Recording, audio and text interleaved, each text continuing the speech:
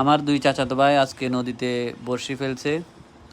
তো সকাল থেকে রোদের মধ্যে বসে আছে, কখন একটা মাছ ধরবে। এবার আমাদের ফেনীতে প্রচুর বন্যা হয়েছে, বন্যায় সব মাছ নদীতে চলে গেছে।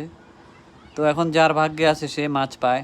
কোনোদিন 10 কেজি, 20 কেজি, 30 কেজি পর্যন্ত মাছ পাওয়া গেছে।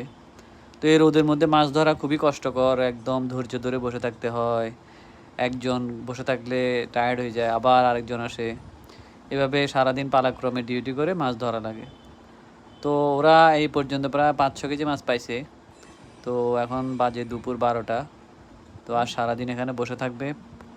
তো আরও অনেকে মাছ ধরতেছে নদীতে, প্রায় প্রায় 200-300 মানুষ বড়শি ফেলছে। অনেক জায়গায় অনেকজন বসছে। তো যারা মাছ ধরতে পছন্দ করে তাদের এটা আসলে একটা নেশা। মাছ ধরুক বা না ধরুক, বড়শি নিয়ে বসে থাকা মানে নদীর পাড়ে, নদীর মধ্যে খুব একটা ভাল লাগে।